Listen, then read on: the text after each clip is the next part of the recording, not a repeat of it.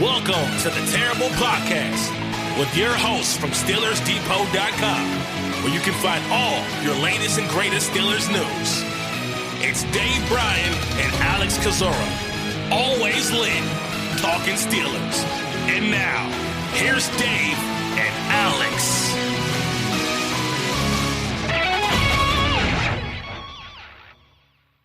Welcome to the Terrible Podcast, Season 12, Episode 95. He's Dave Bryan. I'm Alex Kozora, SteelersDepot.com. Thanks for being back with us here on this Wednesday show. Dave, the 2022 NFL Scouting Combine is underway. Players working out starting Thursday and running through, I believe it's going to be Sunday or Monday. But players arriving today. Our own Jonathan Heitritter is in attendance, and so we are in full swing for the NFL Draft and, of course, the NFL Combine.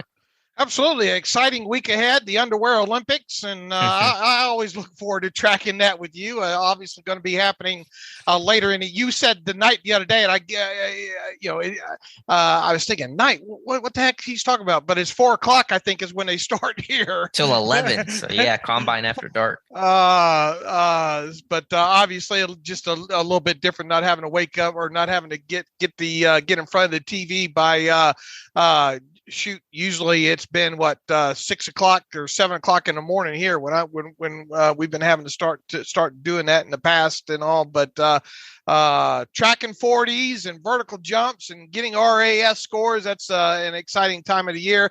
Obviously starting to build a list of who the Steelers are talking to at the Combine, and the quarterbacks and the wide receivers and the tight ends are all meeting the media today. So we're starting to build a pretty good master list at SteelersDepot.com of players that have talking to the Steelers and all. So that's where we're at on that. And hopefully by the end of the week, we'll have play the Blues Clues game and, match that list along with some RAS scores and Steelers needs and all like that, and get into this thing a little bit heavier here. Yep, all pieces of the puzzle. And so you don't want to take one thing and make it too big of a deal, but it's all important. It's all worth noting. And so we'll do our best. You'll see on Steelers Depot, sticky to the top of the page, a master list of interviews based on what Jonathan's been able to uncover and talk to guys. And so we'll keep that updated throughout the next couple of days. But Dave, we'll start with Kevin Colbert, who's spoken with the media 88 times and been asked 88 questions, and they're all the same. But still a couple interesting things Kevin Colbert has said to the media. Let's start with, to me, maybe the biggest news of all. And again, I caution, and Colbert did not say anything definitive here, but to get more positive commentary about Stephon Tuitt and his chances of playing for the Steelers in 2022. He was on Steelers Nation Radio yesterday and was just asked, point blank, has Stephon Tuitt expressed a desire to play football again? And without missing a beat, Colbert said, quote, absolutely. I mean, he wanted to play last year. He had a knee injury that he had to work his way through, and obviously had the family situation that hurt that along those lines, but we respected what he had to deal with, and we tried to support him as best as possible. And so, again, nothing confirming Tuitt is going to play, but Colbert with a very quick response to Tuitt has a desire to play football again. Well, that's the most info I think we've had out of here on that topic in forever, right? Although it's, as you mentioned, it's not definitive whatsoever there. I'm not sure I would bet my house either way based on what Colbert had to say there, but it at least sounds like, it's still open that he will be part of this team in 2022. And as I have said, and I think you would agree as well too, if Stephon Tuitt tells you, look, I'm past all that, I'm ready to go, I'm ready to play in 2022, I let him, no questions asked. The only tough part here is you would think that the Steelers would like to know, and we've said this several times, you'd think they'd like somewhat of an idea of what's going to happen with Stephon Tuitt, at least before the draft gets underway. Obviously, there's no because of the cap situation and all like that. There's no reason to rush this thing as far as a cut or anything from a cap standpoint, but only from merely a planning standpoint. And once again, if you got to the draft and you knew for sure that you weren't going to have him, then and really free agency too, for that matter. But you'd like to be able to plan around that, because after all, this is a guy that's a starting defensive end for you, and one that you missed big time last season there. So, but it was, I came out of listening to what Colbert had to say on the situation with Tuitt a lot more positive than I was going into yesterday. And I felt the same way when Colbert didn't make as strong of a statement, but made a more optimistic statement last week. And then Art Rooney's statement seemed to be a bit more neutral, up in the air. But I guess the thing is, if Tuitt wants to play football again, and Colbert seems to indicate that, then what would prevent him from coming back? I mean, it sounds like we're good to go, but Colbert is not outright saying that. So I am a little confused by that, I suppose. Yeah, that's why I say I'm not sure if I would bet either way on that. Right. But it is a lot more positive, at least in my head, kind of contextualizing everything that Colbert said, that there is at least, some chance that Tuitt's going to be around in 2022. Sure. And Colbert went on to say, we are very excited to see what the next step is for Stephon. We're respectful of where he is, and we'll continue to monitor that and see where it leads. Went on to say, we'll always have that door open for him. And so that's kind of been the phrase they've used, that door being open. But again, if he wants to play and the Steelers want him to play, and both those things seem to be true, then when do we get to what more needs to happen to get to the point where he says he is coming back? Yeah, I don't know how to answer that. Right. No one does. Yeah. I just don't. I think we just stay kind of in wait and see mode at this point. And I think with Colbert speaking, I'm pretty sure, I know he gave, what he gave, like 8 interviews yesterday. And I haven't really listened closely to the one that he gave with Sirius yesterday to see if he was asked about Tuitt in that one at all. Just basically turned that one around. Real quick, we'll listen to it later today. I don't think he said anything regarding Tuitt in that one there, but he did not. Yeah, just wait and see mode. But once again, if you got, to me, you would have to at least have a pretty good idea by draft time, right? Ideally, even before the start of the new league year, just so you can map things out from a cap perspective, from a team needs standpoint, and those kinds of things. But before the draft, certainly. So we'll just have to wait and see. I don't mean to belabor the point. Now, we've talked about Tuitt a lot without coming to an answer, but I did want to give that update because that was a pretty important quote. Probably the most notable thing he said during his media tour yesterday. Yeah, and look, it's a big part of that defense, because once again, that defense, especially when you look back to 2020 Tuitt, right? The kind of dominating player that he was, and you throw in all the injuries, and as bad as that defensive line was last year, especially against the run, that's a key cog in this thing, and not easily replaced if you don't have him in 2022. I mean, Wormley, I thought, did a good job, and Loudermilk, did some good things in his rookie season, but are you ready to rely on that once again? Or are you would you need to go out in free agency and add somebody else, or at least another body via the draft? That's a big hole one way or the other. Yeah, absolutely. So we'll keep you posted, but that is the latest on Stephon Tuitt. Switching gears, Kevin Colbert was asked about the chances of re-signing wide receiver JuJu Smith-Schuster, and Colbert said they're certainly open to the idea. And let me find the exact quote here. He's still a young player as well, so we'll definitely take that look, and praise JuJu for coming back from that shoulder injury, which the Steelers themselves, Colbert said, didn't even expect him to come back for the wild card game when he did, and prove that health and try to help the Steelers win, although obviously that ultimately did not happen. So JuJu's still just 25, won't turn 26 until November. Colbert wants him back, but I think my feeling is that JuJu's still probably more likely to sign elsewhere.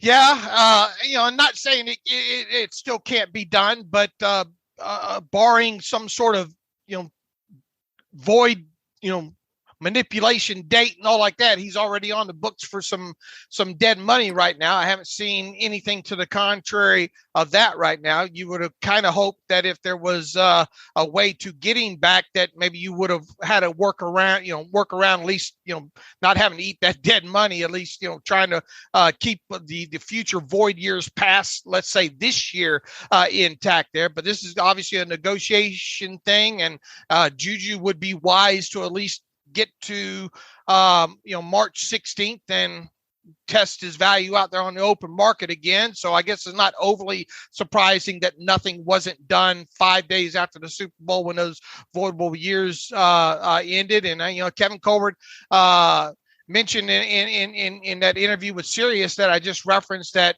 some of these guys last year that because of COVID and because of the cap situation, the market wasn't there for several players. I don't think he named them. He said they had some players that they were dealing with. He didn't name any names, but easily worked into that kind of example. There would have been JuJu Smith-Schuster guys that they signed to essentially one year deals, although they used the void years mechanism on it. He's not sure how some of these, because the market could flood at some positions. Again, they didn't name any positions there, but is wide receiver going to be one of those positions where you have some late cuts here before the start of the new league year that kind of flood the market? And look, JuJu, you take your hat off and hand it to him for doing what he did and coming back at the end of the season. And when he could have just said, look, I just want to make sure I'm ready for free agency, that kind of thing there.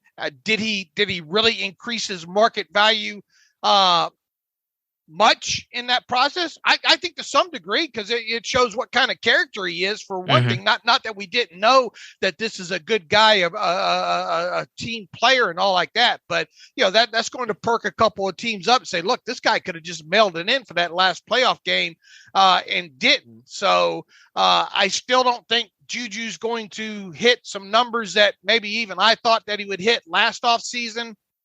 And probably not anywhere close to that, but he would be foolish to probably at least not test the market. As far as optimism of him returning, look, I wasn't very optimistic at all that he would be back last year. Same. At all. And in fact, he probably wouldn't have been had they not been able to work out, kind of that mechanism with the voidable years that they did, not only with him, but a few other players as well, too. If I was to bet on this right now, I would bet once again that he will not be back. But I guess the market will determine that. I don't think the Steelers will overpay for him. I know JuJu has mentioned a few times wanting multiple year deal. I'm not so sure if the Steelers would probably be more than happy to do that at a $7 or $8 million number. But would JuJu be willing to do it? At that kind of number, or would JuJu be, willing to do another 1 year deal? No, along the way in these several interviews, I think it's come out that Kevin Colbert says, look, that voidable year process that we used last year was last year. And that was just kind of an emergency type situation. So it doesn't sound like they're going to be open to doing that kind of voidable year process this year with players that essentially need to be signed to 1 year deals. So it would be quite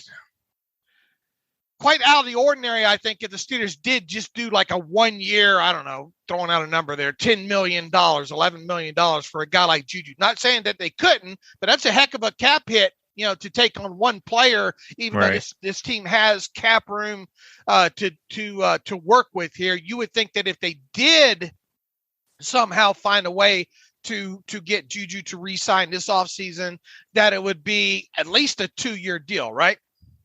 Right. Yeah. The problem with the 1 year deal without voidable years is that there's nowhere to push that money. And so you're absorbing that hit all in year number one, which eats up a pretty substantial chunk of cap space. That'd be maybe a third of their cap space right there. So yeah, it'll be tough. And again, I want to be careful and cautious because this time, as you mentioned a year ago, we both thought JuJu was gone and he came back. And so I want to be careful not to be overconfident with my belief he's leaving again, but I do believe he's leaving again.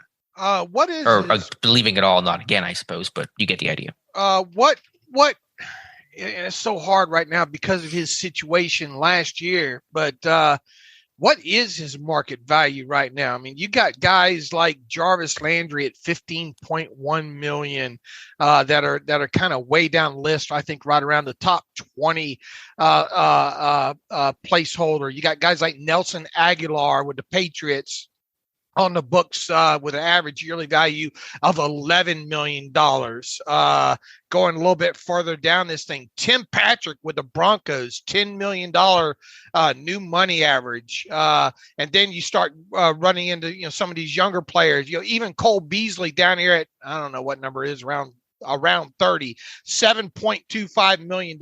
So Juju's not going to come in that cheap, right? I mean, he's going to come in at least, you would think, at last year's number, if not a couple million more than that, right? Yeah, it's been very difficult to judge his market. The things working in his favor is the fact that he came back and played in that wild card game, which certainly showed health, and that was hopefully a good box for him to check when it comes time to free agency. The fact the cap has gone up again, there isn't the COVID cap crunch, that's going to help. The things working against him, of course, is the fact that he did not still play that much last season. 5 games in a wild card game, caught whatever he caught, 30 passes the entire season, and the numbers were very pedestrian. And so I think it all ultimately washes out, and he'll come in, as you said, basically where he was last year, in that 8 to 9, maybe 10 at the high end range, and probably a 1 or maybe 2 year deal. I kind of, just looking at this list, I have him pegged at about 11 million. Okay. Yeah. I mean, I think and even that's a little on the high end. Yeah. I mean, even that's way down there as far as the wide receiver list goes. Now, how many of these guys in this top 25 or 30 aren't going to be in the top 25 or 30 in 2 weeks from now? I suppose that you got guys like Jarvis Landry. Is he going to survive the next couple of weeks? Probably not. With the Browns there, you got guys like Brandon Cooks with the Texans at $16.2 million. Is he going to survive that? So how many of these guys are also going to essentially, quote unquote, flood the market, if you will, that will work against Juju as well, right? Yeah, I was going to say, who are the top free agents? Devontae Adams, but he's not leaving Green Bay. They're going to tag him at the least. Godwin, he'll get more, but he's coming off the ACL. Mike Williams will get paid. You got Allen Robinson. Odell's coming off the ACL. Curtis Samuel with Washington, $11.5 million. I mentioned Nelson Aguilar, $11 million. Sterling Shepard with the Giants, $10.25 million. There, Tim Patrick, $10 million with the Broncos. How much this market floods with guys already currently still under contract, not scheduled to be free agents, might end up hurting Juju to some degree on top of it. So I would just throw out there as a loose kind of educated guess at around 11 million for Juju. If I'm him, I'm not sure I take less than that. I wait on into the offseason some until maybe somebody goes down or something to see if maybe I could get a deal like that. I'm not going to be in a hurry if I'm Juju.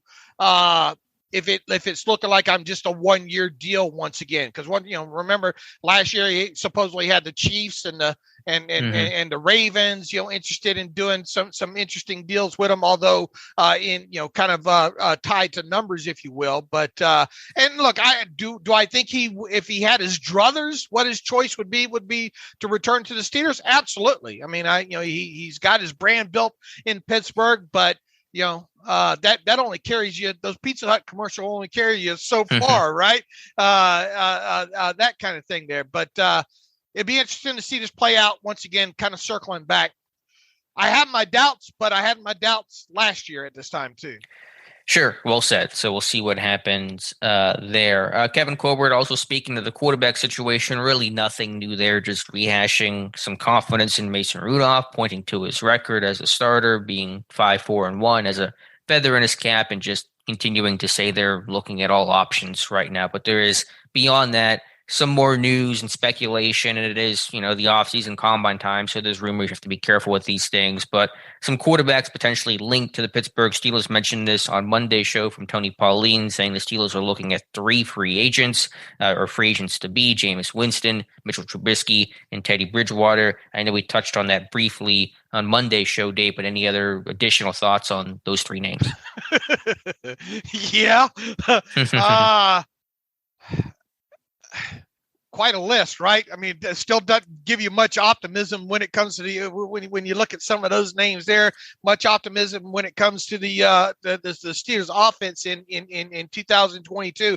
I will say this, just from a pure performance standpoint, and which of one of those quarterbacks of the three set to be, that you mentioned there, Winston, Trubisky, and Teddy Bridgewater, the one that I think gives you the best opportunity to maybe do something with, and by do something, I mean maybe sneak into the playoffs,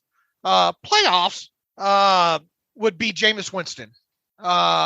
Just as a guy, mainly because he has still more the ability to push the football down the field.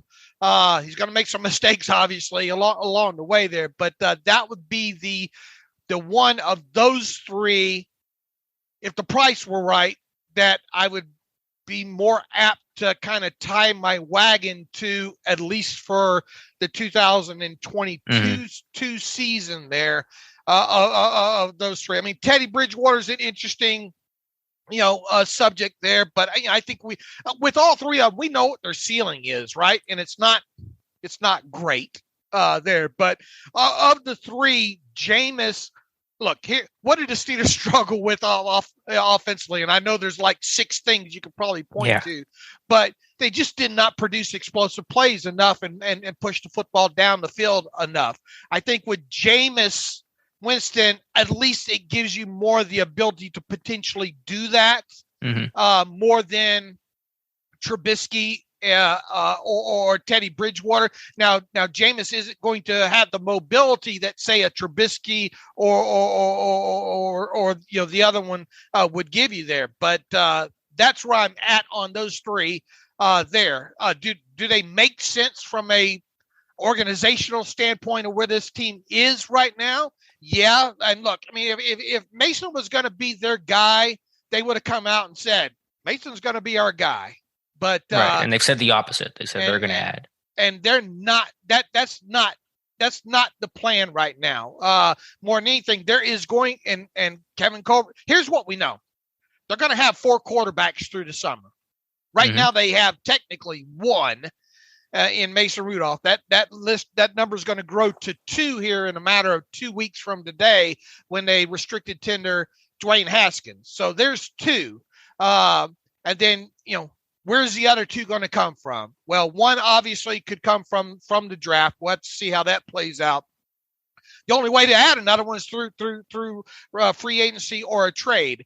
I'm not convinced. And look, I'm about to do an about face on you from what we said the other day, because I was going to ask you if your thoughts have changed. I looked at this more at a contractual situation, something I didn't do enough when we talked just the other day there. This team is going to go into the draft, I believe, with at least having a quarterback under contract for the 2023 season. And that's where my about face comes right here. I will be surprised if this team goes into the draft without one quarterback under contract for the 2023 season. It just seems to be a pattern there. And look, obviously since 2004, they really haven't had to worry about that because most of those extensions would have been Roethlisberger came 2 years out, right? So, right. And then even last year, if you go back to last year, remember that Mason Rudolph extension kind of came out of nowhere, right? Yeah, it was day of the draft. It was a little piece of additional news tucked in there. Right. And they did that because they didn't have any quarterbacks under contract for the 2022 season. So right. I'm willing to bet, after kind of going back through and looking at this and looking back through the years, and look, even in 2004, when they drafted Roethlisberger, they had Tommy Maddox, Charlie Batch, and the great Brian St. Pierre. 0 for 1 in his Steelers career. All under contract at the time. Now they had them kind of staggered as far as years, but they were covered in years there. So this is just kind of a reverse engineering aspect of going back and saying, okay, what was your thought on this matter sound? And after going back and look at it again and saying, look, even after they get Haskins tendered in these next 2 weeks, they're still going to have two quarterbacks with both of them having expirations of 2022. They don't know what they're going to go and get in the draft right now. I firmly believe that they don't know what they're going to get in the draft right now. So I would expect, long story short, and I wrote about this yesterday morning after going back through this again, whoever they sign, and I am now 100% convinced, where I probably wasn't the other day, I'm 100% convinced now that there is going to be an experienced quarterback, another one on this roster by the time the draft rolls around, really probably a couple of weeks before that, obviously with free agency about to start.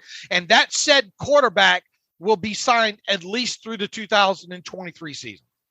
Yeah, that's fair. So short answer, you believe they will sign a veteran quarterback sometime during free agency. Right. And probably within the first 10 days of free agency, if I had sooner, to bet. I would guess. Yeah. Probably within that first week. Yeah, I'm with you. And that's why my thought was, for a variety of reasons, to get someone under contract, beyond this season, but also just to provide competition. Because given the Jay Glazer statement, Tomlin doesn't want a rookie to start week one, probably doesn't think a rookie can start week one.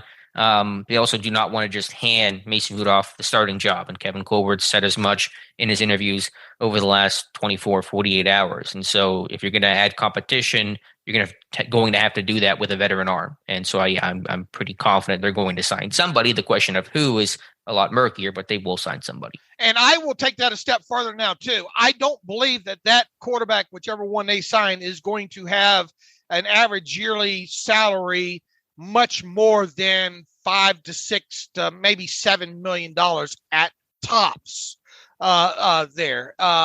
Because once again, if you pay a guy more than that, then he's your starter, right? Very likely, yes. All right, so you want to have some level of least affordability in there where you're bringing in a guy to challenge for the spot, but you're not saying we're signing this guy and he's going to be the guy.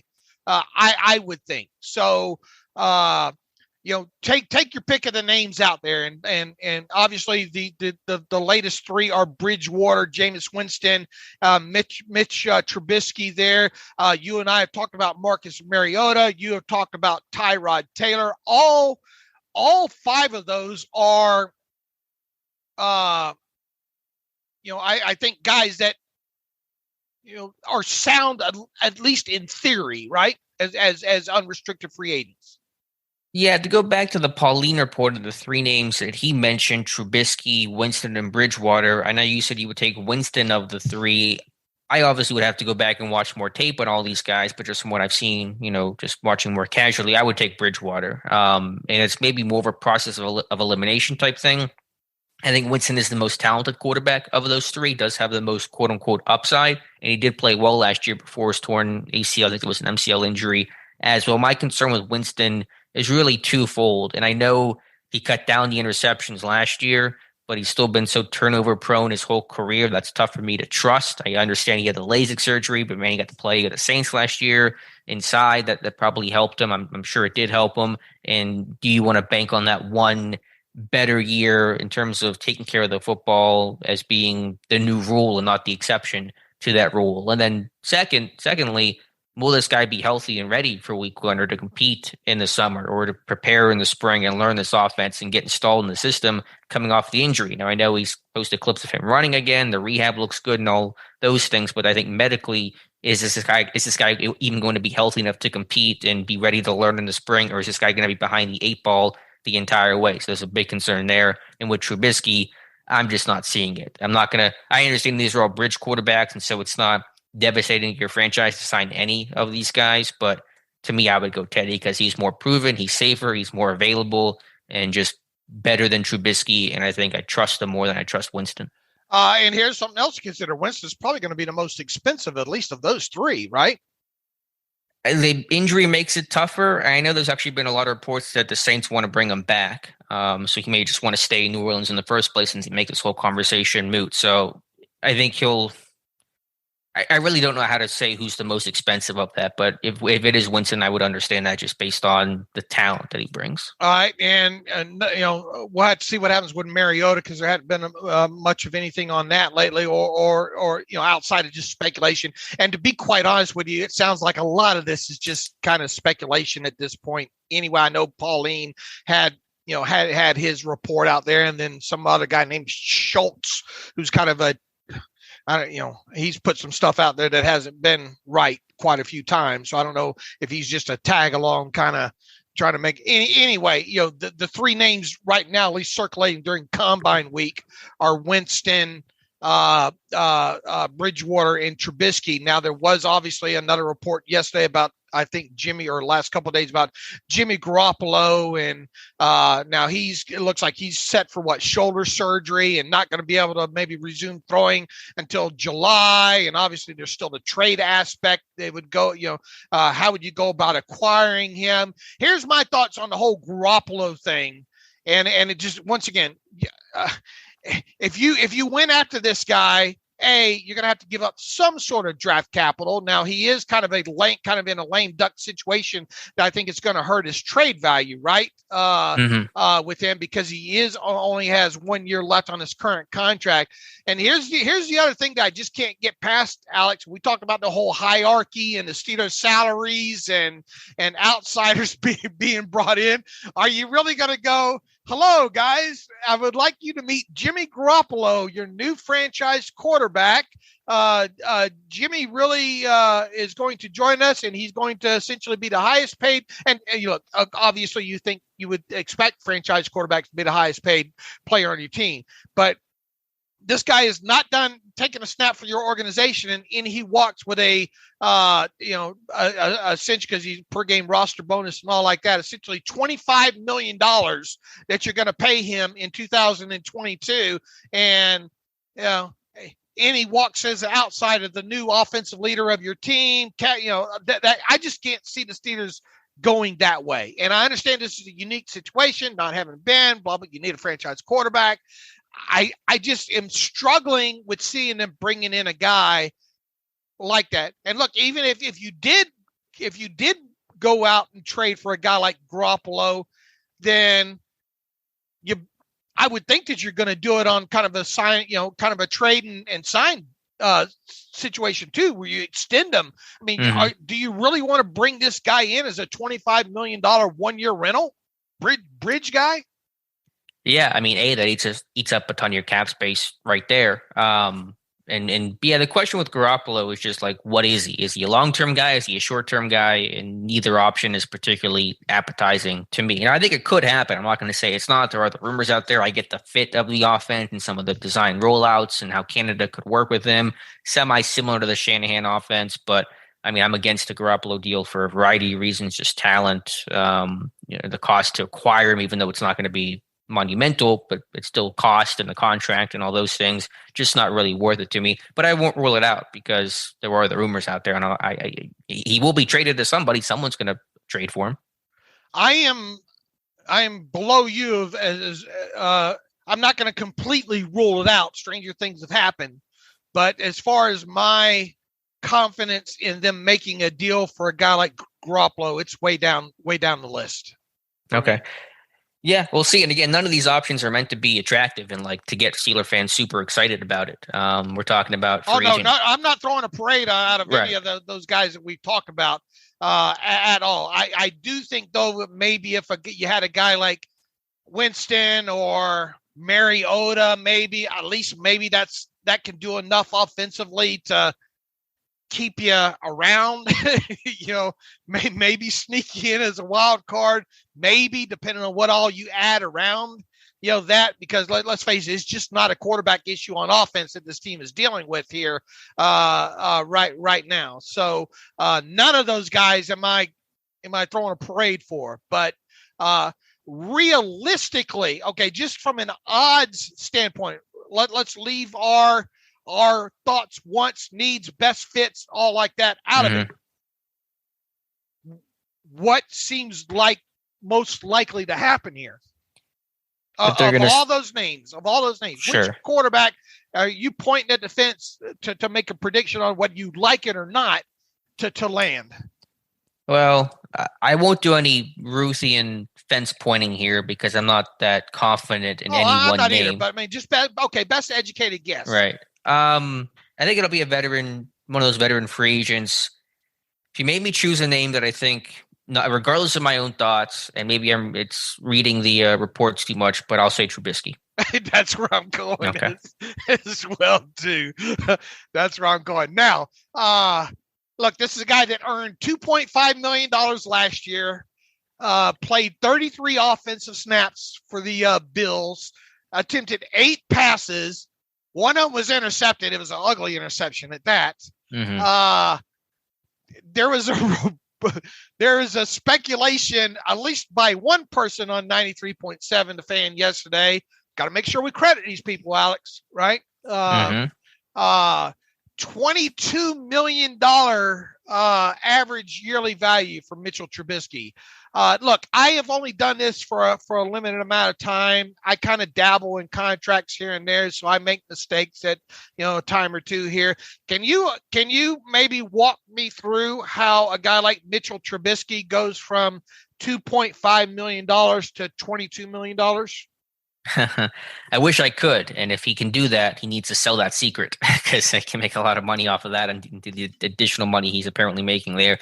Yeah, I mean, I know there is going to be a market for him, and there have been a lot of rumors for the last month or so that he's going to be more sought after than what people anticipate. But $22 million per year is an insane number that I can't even wrap my head around a scenario in which that takes place. I mean, I'm willing to, people try to say it's a whole supply and demand thing, Dave. Okay, yeah. But there's still a fact of what a player's worth and what you better pay for him.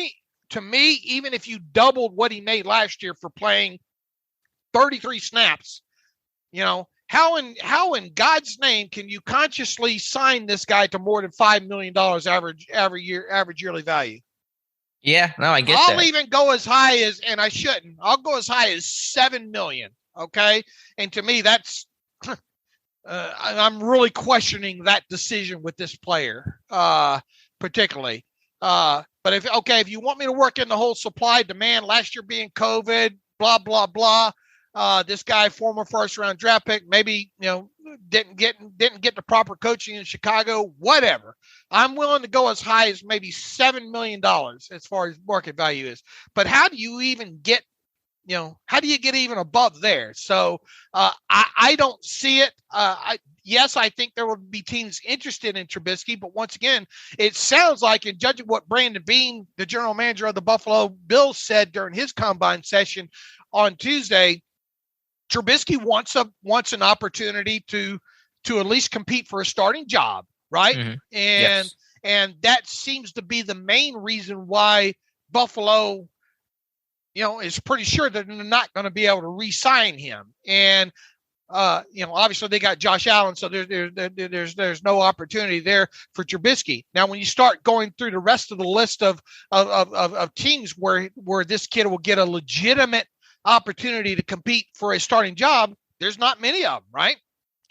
Well, I think the NFL is waiting to see what happens with the big names, with the Rodgers, the Wilsons, Carr, although I'm pretty sure Carr's going to stay with the Raiders. I'll be surprised if any of those three jump teams, Yeah, and I've said that all along. Right, but I think you still want confirmation before the NFL starts making decisions as a league about, what quarterbacks they'll go after. But there'll be opportunities, whether it's Washington, Denver.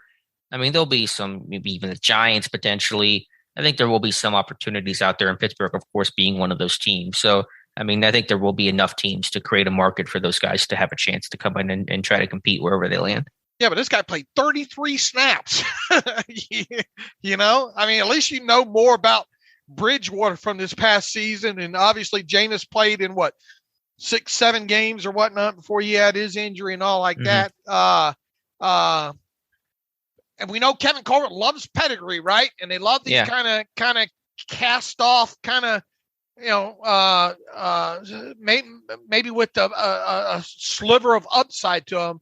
I came out of yesterday thinking Oh Lord, Mitchell Trubisky is going to be the guy that they settle on, and probably around $5 million, a 2-year, $2-year, $10 million deal somewhere right around in there.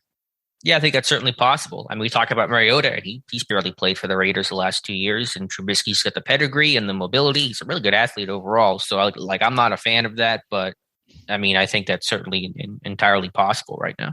Right. And we haven't heard anything about Mariota, in a while. And, even if Tyrod Taylor was the guy, there's probably not going to be too many people after him, at least the price there.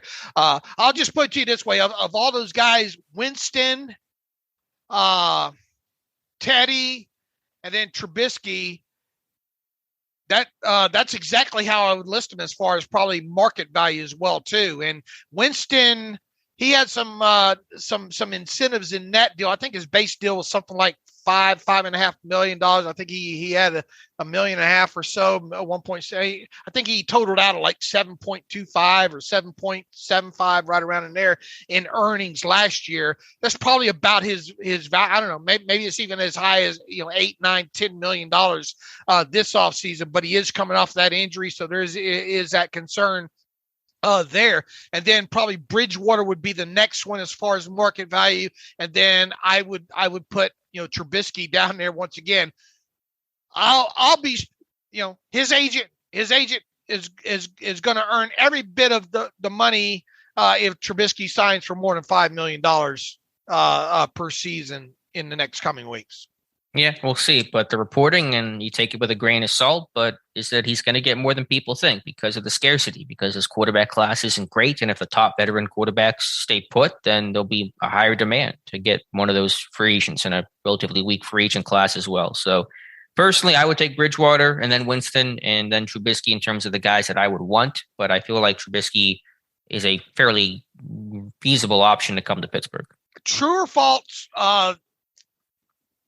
True or false, the Steelers will sign a free agent quarterback within the first 14 days of the start of free agency. Yes, and I think it'll be much sooner than that. Okay. True or false, the average yearly value of said contract of said player will be $10 million or less. I'll say true, but I think it'll be just spitballing probably in that $6 to $8 million range. I concur, although I won't be surprised if it's Trubisky about $5 million right around there. That's where I have him valued, which means absolutely nothing. But I mean, the guy, once again, the guy only made $2.5 million, and there was nothing on in that limited amount of snaps or his previous snaps in Chicago that makes me want to think that he'll get more than that. I don't know where this fellow's getting $22 million at. Yeah. That kind of thing there, because a general manager that pays Trubisky more than, let's say, $7 million is not going to be a general manager very much longer, I don't think. Much less someone who would pay him triple that. Right. Now, within that, it's still, if you do this right with whoever the quarterback is, and you're also convinced that the deal would at least run through 2023, right? Yeah, I think that's most likely. I wouldn't necessarily rule out the 1-year deal, but I think the 2 years is certainly something that Steelers would push for. Okay. Within that, it still allows you, if you deemed it, a guy that you like, to still draft a quarterback in any round, really, but more likely first or second round. Yeah, they're not going to take, A, there's really not any mid-round quarterbacks to take, but B, I think it'll be you go big or go home mentality for the quarterback position. So I said that Monday. We had that conversation. I said, signing a veteran does not preclude this team at all from drafting a potential franchise quarterback in round 1. All right. It took me 48 hours to get there, but I am now in this in the same boat as that. I won't be shocked. And a lot of this, once again, rolls back around to market value and players under contract for 2023. So, and I'm willing to bet that's the way Kevin Colbert's kind of he never likes to be pigeonholed into something. And to hear Colbert talk about the class in general, saying now it's a little bit loose to say there are starting quarterbacks in this year's class. Well, yeah, there's going to be quarterbacks that come out of that get drafted this year to end up starting.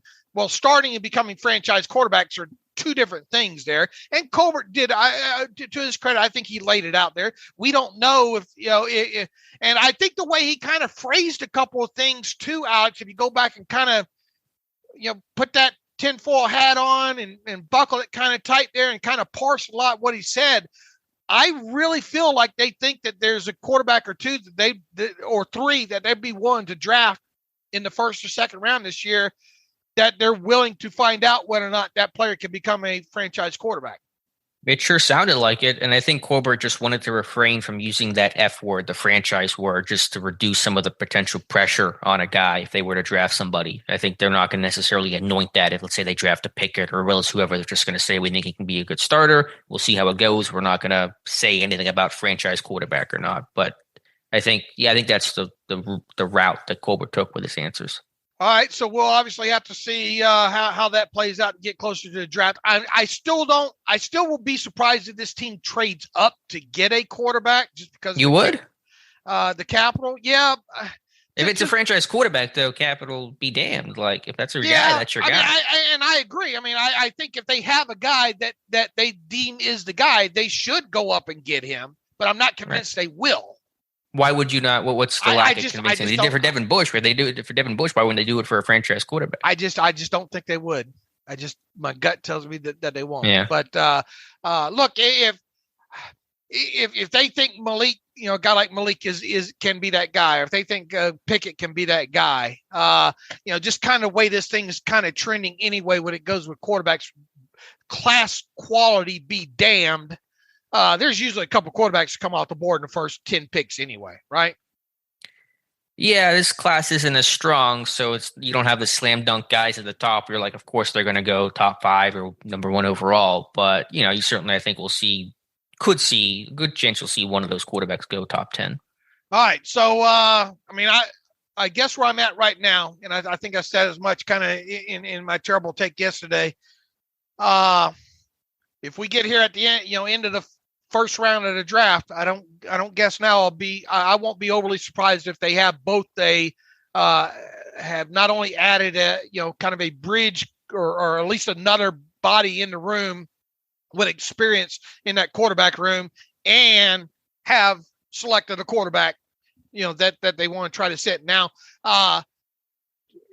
if you thought, let me ask you this. Whoever the quarterback, is there any quarterback in this draft that they think might be able to just come walk right in and be the week 1 guy? Probably not, based on Glazer's reporting and a guy like Malik Willis being incredibly raw. So I like to never say never on those guys and say there's always a chance they can come in and compete. If you think a guy's a franchise guy, it's hard to also say, well, he cannot start week 1. Like, we don't trust him. We love him. We think he's the long-term guy, but week 1, well, like that's a contradictory statement. But I think the theory of the play is going to be to sign the veteran to compete with Rudolph for week 1, and the rookie's going to be in what Ben was supposed to be in 2004 as the number 3 quarterback. Right. I would agree. I don't think they, especially with Tomlin talking about not wanting a rookie right out of the chute and all like that, I would think it would be the game plan along, that Kevin Colbert has mentioned several times about Roethlisberger, the plan come in for the player to sit his rookie season and go from there. Now, obviously, that was the plan, and injuries went the other way, and all like that. So, but anyway, that's where I'm at on the quarterback position, and obviously we don't have too much longer to wait until the start of free agency to see if they add a body to the room. Right. Yeah, I'm very confident they're going at a veteran arm in some capacity, whether that's free agency, which is more likely, or trade, which is less likely but still possible with Garoppolo. It's a little less certain about the quarterback in the draft just because it's based on who's going to be there and who do you like and all those things. But at the least, they're going to have a veteran quarterback here on this team within 2.5-3 weeks from now. All right. Anything else Kevin Colbert said that caught your attention, Dave?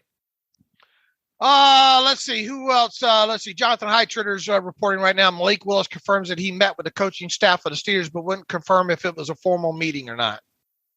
Okay, and I think they're waiting on Kenny Pickett, who had not been to the table yet to speak with the media. But yeah, I'm guessing there are formal meetings with basically all these top quarterbacks the Steelers are having. Right. Let's see. What did you think about kind of the thoughts about outside additions and cornerback position? And what did you think about what he said about when asked about Banner and Dotson? Yeah, it's a little tough to tell because the question was about Banner and Dotson. I should pull up the exact quote here from Colbert so I don't misquote anything here. So just give me 1 second while I get that article up. Basically saying, though, that they needed more from those guys. He said, quote, referring to Banner and Dotson, those players didn't contribute for us as we expected last year, and we expect more. We expect more opportunities, and I believe they'll have those opportunities. So is that a hint of Banner's returning and not being the cap casualty we thought he could be? Or was he kind of referring more to Dotson but wasn't going to like single him out and make it obvious about a potential cut there if he didn't include Banner's name in that? So when you ask about multiple players, it's a little harder to parse some of those answers. Yeah, but he said there's going to be opportunities. I once again, this goes back with Banner. If you can get, and we talked about this the other day, if you can get Banner to take that base salary down to the minimum, then you let him stay and you let him compete. Sure, but is there the chance that they don't ask him to take a pay cut and just keep him at his current salary? Yeah, I mean, I guess there is based on the way he said it, right? That's what I'm getting at, yeah. And that would, I imagine, mean that like a core four is not coming back. I think that's bad process, but that's just me if that's what happens. Right. But is he also just giving like this vague answer, and obviously he's not going to talk about, even if they wanted to cut Banner, knew they were cutting Banner, he's not going to say that in that answer. So is he just kind of doing just a cliche thing? Yeah, but to say they're both going to have opportunity, he said they're going to have opportunities. That the way he phrased it, Kevin Colbert, this isn't his first rodeo, so the way his phrasing was, the phrasing that he used made me raise my eyebrows. Yeah, no, it is notable, absolutely. I just don't know exactly how much to make of it, I guess. All right, so to me, I think you try to work. I think it's bad process to let Zach Banner hit the practice field at that base salary he's set to earn. Yeah, but now it seems like there is at least maybe the chance of that happening, which I know is a thought we really hadn't considered, but maybe we should consider a little bit now. Yeah, we'll know in a couple more weeks, right? Yeah, for sure. By the start of the new league year, we should know, right? I mean, if they haven't done anything with him by then they're probably going to keep him at that salary, right? Right. I mean, we should find out pretty quick here. Colbert also made a reference, and he did like an overview of the roster, speaking to the media, and I forget which outlet it was. Last night, actually, was a Pro Football Talk with Mike Florio, I believe. But he said one part of it was kind of interesting. Let me find the quote here. He kind of went through things position by position and then referred to the secondary. He said, quote, "We've got some replacements to make in the secondary," end quote. And so interesting note there with Joe Hayden, Ahkello Witherspoon, and Terrell Edmonds, all pending free agents. Does that mean some of those guys are going to go? Obviously, I don't think all three are coming back. The question is, will one come back? Will two come back? And who those guys could be. But interesting comment there. We've got some replacements to make. And they do. and it's going to be interesting to see. Cornerback position obviously is going to be interesting to see how that's addressed. Are they going to have a guy like be able to re-sign a guy like Witherspoon to help there? And if they do, at what value, and will that prevent them from spending more money on maybe the outside? And look, just I think in general, what is the feel that you get overall with all the phrasing these last couple of weeks about how active this team will be in free agency?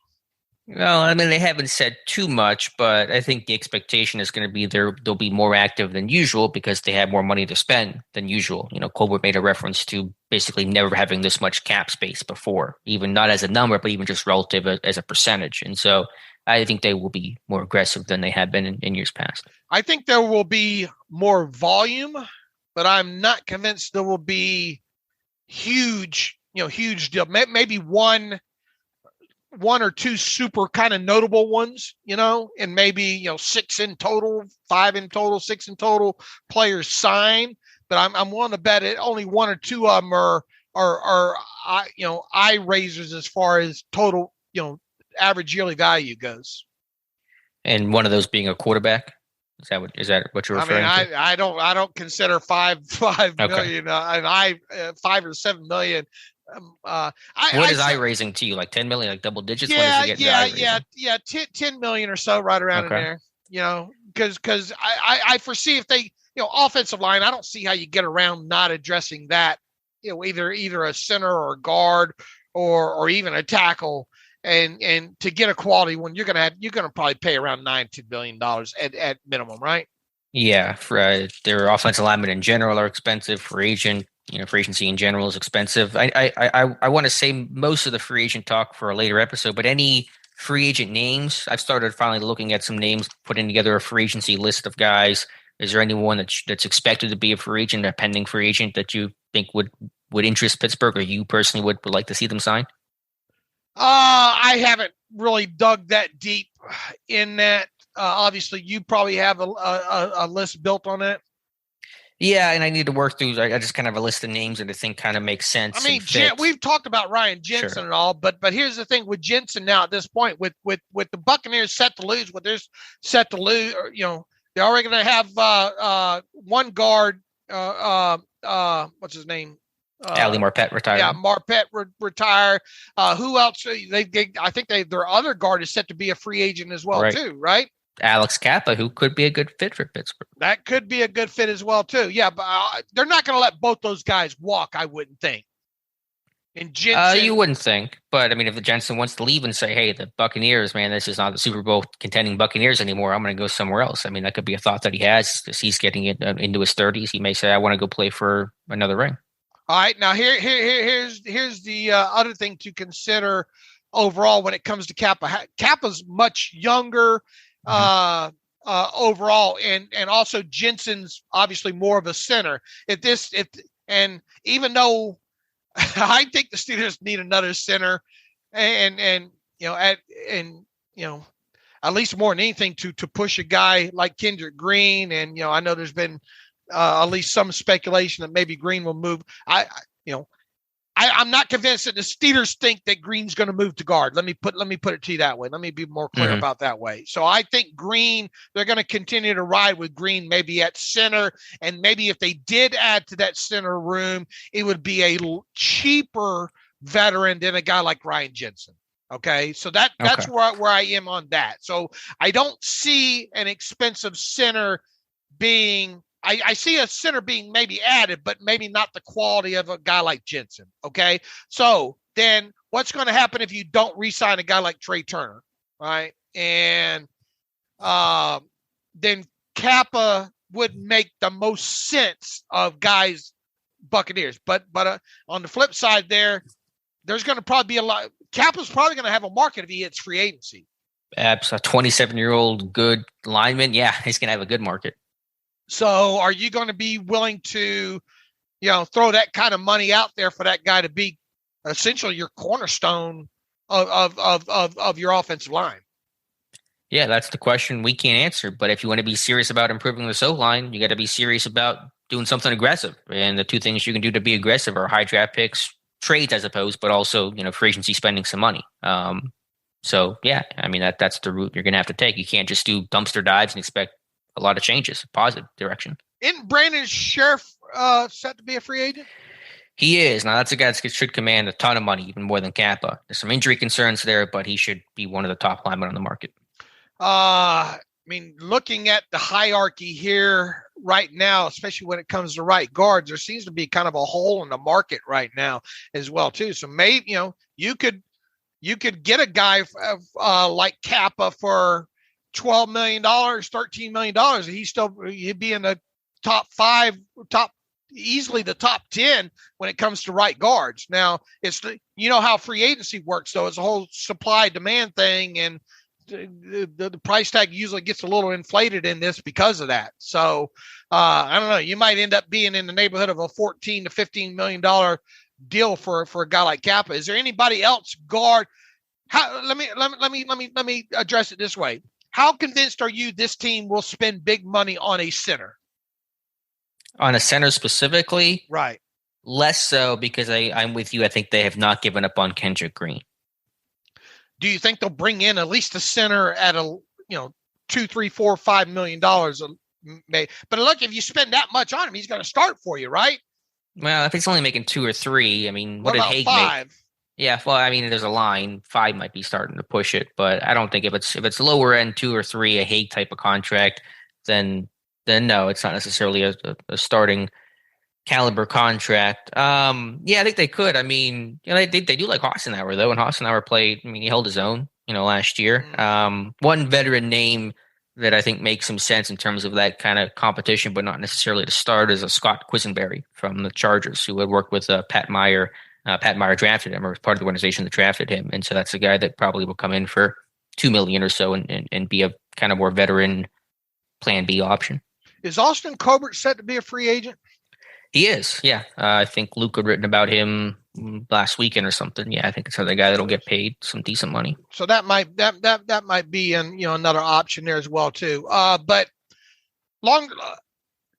will they add a guard and will they add 2 free agent offensive linemen for more than $5 million? I don't think so. Yeah, I'll say they add 1. 2's pushing it. Obviously, you want to see what happens with. Well, let's start here. All right. Are either of Turner or Okorafor coming back? Is Turner coming back, do you think? Are they re-signing Trey Turner? Oh, man. I know you're probably going to disagree with this, but I think there's a better chance of them re-signing Okorafor than there is them re-signing Trey Turner. And I know a lot of people are grimacing hearing that. I think they like Okorafor more than anybody else likes Okorafor. Yeah, I really struggle with this one. I'm not even sure if I would disagree with it. I've kind of gone back and forth on it. To me, I say you get rid of them both. I know that's upheaving the right side of the line, but I don't feel like I want to hitch my wagon to that longer term for either of those guys. Trey Turner has hit later year late Ramon Foster stage, to me. In what sense? And just in performance and that kind of thing there, In fact, Ramon might have been a better player in even his final season than Trey Turner was last year. Yeah. I do think Pat Meyer would like him, though, and would evaluate him highly because of his size, his power, length, overall aggressive mentality. Does that mean a whole lot? Ultimately, maybe not, but I think Meyer wouldn't mind having him back. Will they re-sign one of those two, Trey Turner or Okorafor? Yeah, I really struggle with this one. I think they will. My gut wants me to think that they'll re-sign one of those two. But once again, Okorafor, what's Okorafor's market going to be on a supply demand type thing? There might be a team or two out there that I think it'll be more than people think. I mean, if Banner got $4.5 million, Okorafor, who's been essentially 2-year starter at right tackle and is 26, 27 years old. Those guys get paid. Right. I mean, linemen get a lot more money than people think because there's such a scarcity with it. I know the tackle class is pretty good, and that may, shift the market a little bit. But I think Okorafor is getting at least $7-8 million. Filer got $7 million. Like Okorafor is going to get $7-8 million. Right. I mean, who we don't know how the market might flood here in a little bit with a couple of names as well too to get cut on top of it. That could impact a couple of things here. I do think that this team will add at least. Well. I'd like to think that this team would add at least one outside free agent offensive lineman. I think so too, but who in what position are become big unknowns to me. And once again, there's a barrier that you got to be careful with. A guy like Cap is a good example of that. If you're going to pay that guy, you need to pay that guy, and that guy is going to come in and be your guy versus, can you get something of the equivalent of that? Do you think maybe in the draft? We all know how, like it or not, guards get pushed down in the draft. There's going to be some good guard tackle values, I think, in 3rd or 4th round of this draft. Well, I know Colbert has said the depth and the interior positions aren't as strong, and I think he's accurate about that. I think tackles will be pretty strong. I think the interior depth, though, is going to run out probably earlier into day 2. And I don't, there's nothing out there there's the whole Lindenbaum thing, with center, but even he's going to end up getting pushed down, I think, lower than what a lot of people think that's going to happen with him. And there's just the center group this year is just not good. In fact, it's so not good that the BC kid, Zion's playing center. Yeah, Zion's going to look attractive to a lot of teams, I think. Yeah, that's a good point. So we'll see. I guess that's we didn't really offer a lot of concrete information there, but it's hard to gauge. Yeah, it is. Well, look, because we're kind of a little bit in uncharted territory with this team not being hard pressed, right? And first year cap hits on guys on multi-year deals are usually lower anyway, so that allows you to afford several. I think my overall view on this, once again, it goes back to what I said. I think there'll be a maybe, in the first, let's say 3 weeks of free agency, like maybe 5 or 6 additions of more than minimum salaries, with 2 of those kind of being, wow, they spent some money there kind of deals. That's fair. Yeah, it's always hard to gauge, and it depends on who wants to come here and those things. But I think that's a fair way to sum up what to expect from this team. And then obviously within the first 2 days of start of free agency to the first 3 days, I guess, into free agency, how many of their own free agents will they be able to re-sign? And sure. how many do they want to re-sign? Yeah, I mean, it'll be a couple. And again, trying to peg the names are a little tough to do. I think you'll see, I think, at least one out of the secondary group of Hayden, Witherspoon, and Edmonds. Witherspoon, I think Hayden's less likely. Edmonds, I like the chances of Edmonds. I know people don't want to hear it, but I like the chances of Edmonds being re-signed. Yeah, but would he want to test and at least look? If he's getting just lukewarm money from Pittsburgh, he might want to at least look at the market. He could. Obviously, he could. Yeah. And then Witherspoon's hinted at doing the same. So they're not going to lose all 3 of those guys. I'd be shocked by that, but I really don't know who's going to come back of that group. I mean, Hayden, if you got Hayden back, it would obviously be just for one more year, and then it would be because you know that you're going to draft somebody that you hope can take over after that, right? But how are you going to do a deal with Hayden that makes him happy yet keeps his cap hit down on top of just 1 year? Yeah, so it'd have to be a 2-year thing. Yeah, so I think it's less likely to be Hayden. I think ideally you re-sign Witherspoon and Edmonds, but I can't guarantee that's going to happen. That's the way I would point. And then obviously Miles Killebrew. I mean, you got to, Yeah, sure. But that's a cheaper deal. Yeah, I think you try. What's going to happen with Ray?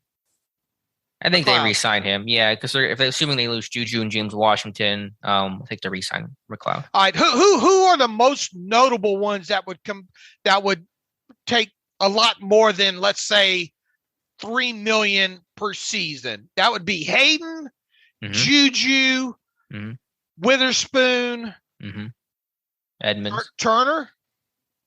What did Turner get this year? He got more. It was $3 million a year. APY, right? I think he'd probably get more than that this time around. All right, so Hayden, JuJu, Witherspoon, Turner, Edmonds. They're not going to want Washington back. A core 4 will come in then if they want to resign him. A core 4. That's it, right? I believe so. Yes. So they're going to re-sign at least a couple of those guys, right? Sure. You would think. So the question becomes, and I think we both agree, we're not expecting JuJu to be one of them. So then, right. then it gets down into, and Witherspoon and Hayden's probably going to be an either or, right? Yeah, it's hard to imagine both returning. All right, so I'm with you. I think Witherspoon, Edmonds, maybe one of either Trey Turner or Core 4, and then that might be it of their own. Right. Other than the lower, Killebrew, other than the lower level guys, that really sure. Killebrew, who else is on? They'll tender Haskins. And, Spillane get restricted tender, that kind of thing. Heck, they can re-sign Balaj for the minimum and take him to camp.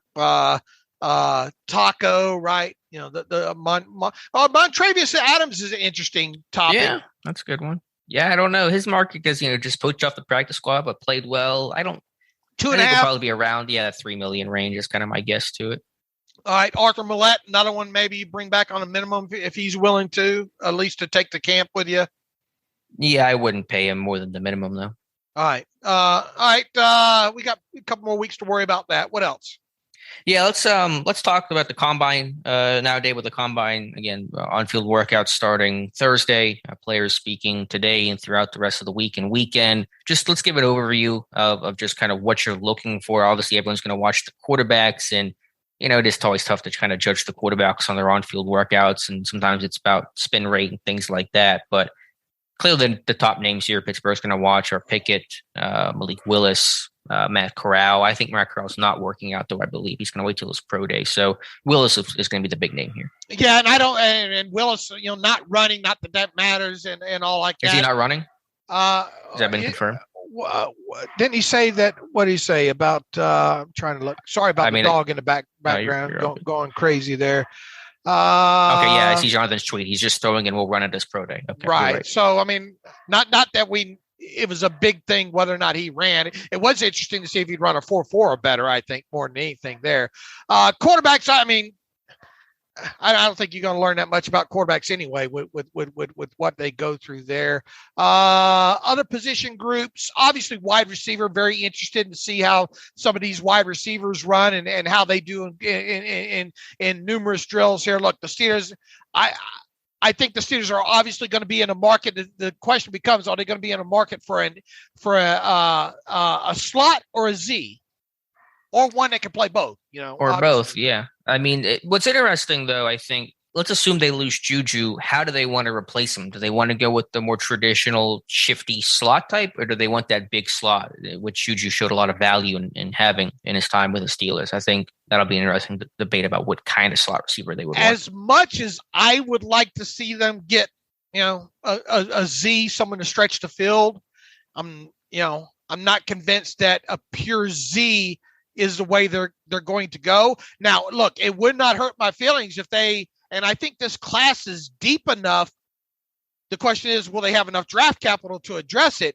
And they didn't spend any draft picks on a wide receiver last year, right? It wouldn't hurt my feelings to see them come out of this draft with 2 wide receivers, with 1 slot and 1 Z, with that Z maybe being that, later round kind of guy that can fly, that maybe he's a body catcher, maybe he's got some a little bit of character issues, but I think overall this wide receiver class is deep enough that would allow you to get a guy, later in this draft that maybe you'd see could become your Z. Yeah, I think it would, but do you have the draft capital to spend 2 picks on a receiver? I'm not sure they do. Don't think you do. I'm pretty sure. I would say they don't. If made me answer that. With the Z type, I totally get that. I want the infusion of speed, but is Chase Claypool like Kendrick Green, where they still have faith in Claypool to be that Z receiver, and they just think they need a bigger quarterback or with a bigger arm to get the most out of Chase Claypool? That might be their thought process. Oh, yeah, quite possibly. And look, you look at guys that make a lot of sense right now, at least loosely ahead of the combine. Dotson, right? Kind of would really fit what the Steelers could use. Sky Moore is another one that it's easy to draw links back to the Steelers and Mike Tomlin. Could look that's a Pittsburgh product, right? And one that played with Mike Tomlin's son. So that's an easy guy, a little bit undersized, but a guy that can stretch the field on top of it. Maybe he is a guy that could play multiple positions with you for you, at least right out of the chute there. Who else is kind of a guy that could, work both in the slot and out wide? David Bell's a very interesting product out of Purdue that I think could potentially maybe cut his teeth in the slot. Yeah, he's kind of a guy that's not going to test off the charts, but just a really good kind of technical player overall. I think Dotson's really interesting at Penn State. That guy can fly. He's going to run really one of the faster 40s here at the combine of the entire group. Calvin Austin from Memphis, small, shifty guy, a lot of fun to watch on tape.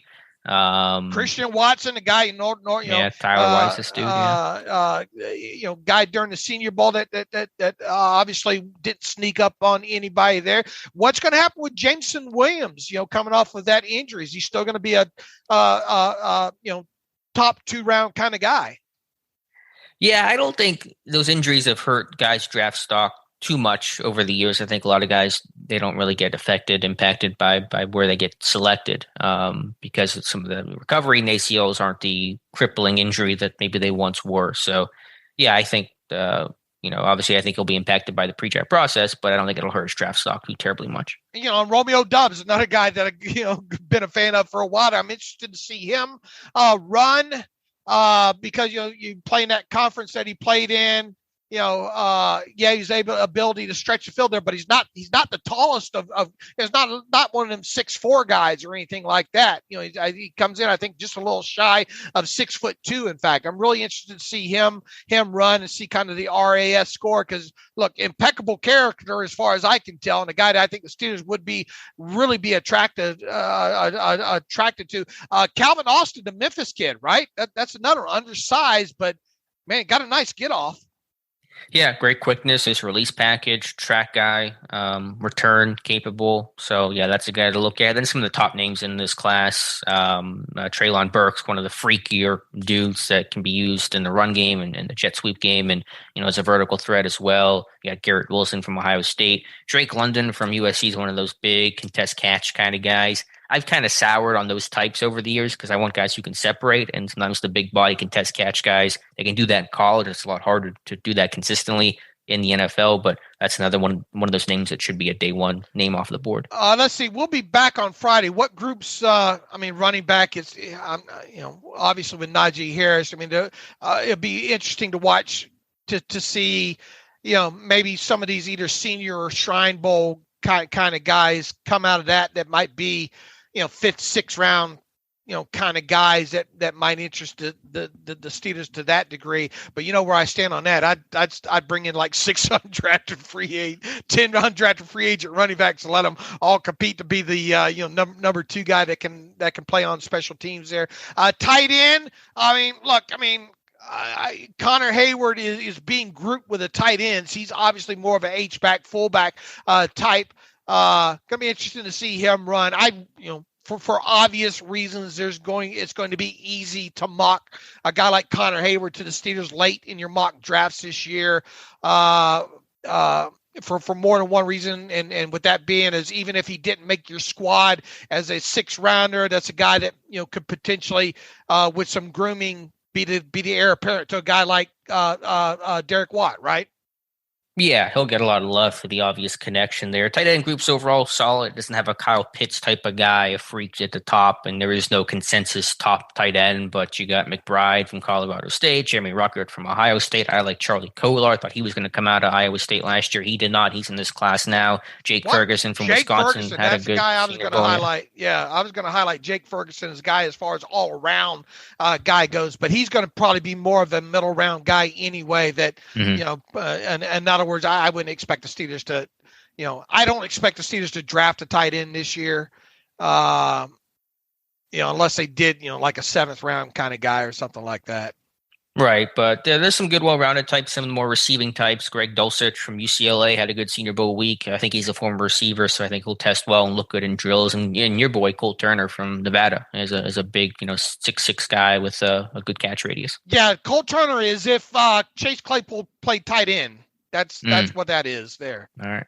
And was that an endorsement or a negative thing? No, he's got that kind of contested catch skill set, and a guy that can moderately, separate and all like that, especially lined up in the slot there. He made a lot of nice catches, especially in the red zone for Nevada there. He's not going to be much of anything as far as an end of the line kind of blocking tight end for you. He's more hybrid tight end that teams kind of gravitate to right now.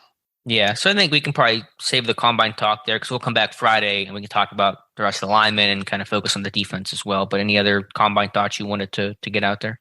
No, just once again excited for the process to sit here and track these numbers and all like that, and see who's sparky and who has the RAS score, and I think we'll be able to limit some position groups, whittle them down a little bit, based on kind of some things that we see at the combine and things that we hear about players meeting and those kind of things.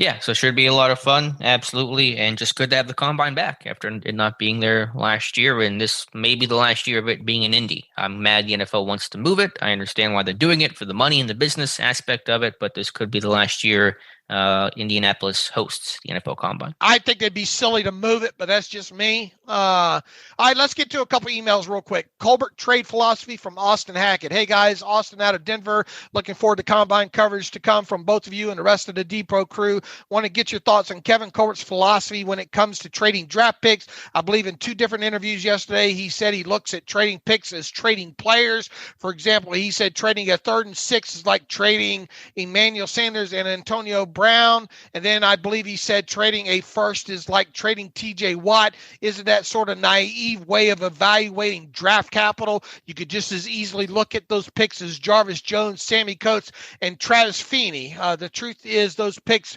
value lies somewhere in the middle of all those players, right? He asked. Just curious for your thoughts. Thanks, guys. Welcome back, Dave. Thank you, Austin, for that. Where do you think he's trying to come from in that, well, this 3rd round pick and this 6th round pick might be Emmanuel Sanders and Antonio Brown? Yeah, I'll have to go back. I didn't see those comments. Do you know what interview he gave that in, Dave? It might have been. I remember hearing that. Okay. Was it the one? I don't remember which one, but I do remember him saying it in one of the interviews. It might have been the Florio one. I'm not 100% sure. Okay, I wasn't doubting the reader there. I hadn't heard it, so I'm just processing it here in real time. I get that. I think what Colbert's trying to say is he values draft picks highly. And for a team that is built through the draft, that's kind of their core philosophy. He's going to look at the more optimistic side of things because that's generally how they've built out their team through the draft. So I get the point. He's looking at it from the home run end, and you're looking at it from the bust end, or there's probably the middle ground, which is the most accurate way to look at it, which is what the reader's mentioning. But I think Colbert just giving his philosophy because the Steelers primarily have been a team that's been built through the draft, and their top guys have come through the draft. Right. Ben, let's see. This one from Jeff Berg. Ben pre-draft versus the field. Hey, fellas, how would you rate Ben Roethlisberger before he was drafted versus this draft class? Oh, Lord. Come on, Jeff. It was so long ago that I can't remember if Ben was a slam dunk, highly rated quarterback in the draft, or was he a bit of a small school wild card? Look, we didn't have any, there might have been just a small highlight reel floating around of, playing YouTube Scout in 2004 was next to impossible, especially with small school guys. So there is no way whatsoever I can, other than stuff I maybe read out of a magazine, about remembering, Big Ben versus and comparing them to this year's draft class. Look, I will say this: Ben was obviously one of the top, 3-4 quarterbacks in that year's draft class. That seemed to be a general consensus at the time, but that wasn't my general consensus either. Because I was going off a lot of what other people wrote and less so on film. Obviously, I knew who the Eli Manning was, playing at Ole Miss and that kind of stuff, and moderately kind of knew who Phillip Rivers was. But for me to be able to sit here and say, how would I rate Ben Roethlisberger, before he was drafted this year's draft class? I mean, all I can say is Roethlisberger was a more highly touted, quarterback at that time than I would say any of these were in this year's draft class. Yeah, I would agree. Hypothetically, though, it's really hard to do. I would say Ben then is better than any quarterback in this current class. But yeah, Ben was a highly touted quarterback. He just was overshadowed by Eli Manning, Phillip Rivers, and of course all the controversy that came with those guys, specifically Manning not wanting to go play for the Chargers. And so that storyline kind of overshadowed Ben, but he was a highly touted quarterback. Yeah, look, I mean, once again, there was that kind of seemed like there was just I don't know, 6 or 7 plays, even at that kind of floating around, that you can watch a Ben and, Miami of Ohio, even TV tape back then was kind of non-existent, Yeah, and the internet itself was not where it was. I'm not sure if you could even pull those games up. Maybe they floated around somewhere, but unless you were like in the local area, you probably didn't see much of Miami, Ohio, except for probably saw about the combine. They were showing the combine was a thing. They had that on NFL Network, which was in its infancy, I believe. But yeah, very early days. Pastor Joe Greed writes in, GM interviews. The Steelers are doing a far-reaching interview process for the new GM. Good, he says. However, is it possible that they also under the radar shopping for a new player personnel scouting candidate, he says. In other words, if Brandon Hunt is elevated to GM, won't they also need to fill Hunt's former position? He says, fantastic job as always. Really look forward to free agency and the draft. I mean, I suppose that's one way to look at it, but a lot of these guys that they're interviewing are under contract, right? So, and a lot of them probably would their current positions are really that of what I guess kind of an equal lateral to player personnel scouting candidate. Yeah, no, I mean, the Steelers won't make the decision till after the draft. And usually kind of the higher up scout front office movement happens after the draft. So there's a potential there, but the new GM would get to make that call. So Brandon Hunt in this scenario would get to choose that guy. He's not part of the interview process right now. He's a candidate, of course. So I'm not sure if that's the purpose. Maybe there's some benefit there, after the fact, because they've already interviewed those guys and things like that, but it could be in-house as well. It could be Dave Pettit, could be Dan Colbert. He could get promoted. They've both been with the organization for a very long time. So possible, but I don't think that's the intent here. Let's see. One last one maybe you answered this, the Cody Harvard one, first time email. Yeah, I said you and Josh probably answered that one about Malik Willis or Kenny Pickett. Personally love a receiver, as Dave would say you guys read this. He says Cody said he was all in on Jamison Williams and all like that. So I think you and Josh answered that while I was away there. So, all right. That's a good jumping off point here. Alex, you and I'll be back on Friday and should have a lot to talk about when it comes to the combine and all like that. Probably less Steelers news, more combine kind of specific type news. So in the meantime, you can follow me on Twitter at Steelers Depot. Follow Alex on Twitter at Alex_Kozora. Follow the show at Terrible Podcast. Email the show, theterriblepodcast@gmail.com. If you like what we do and want to donate to the cause, go to SteelersDepot.com, hit the donate button, upright navigational bar. Also, if you like an ad-free version, go to SteelersDepot.com, hit that ad-free button for $25. You can have a year's subscription to that. Also, we will make it easy for you to find the combine testing results throughout the rest of this week. So go to Steelers Depot and there'll be spreadsheets all up on that as well. So until Friday, as always, thanks for listening to the Terrible Podcast with Dave and Alex.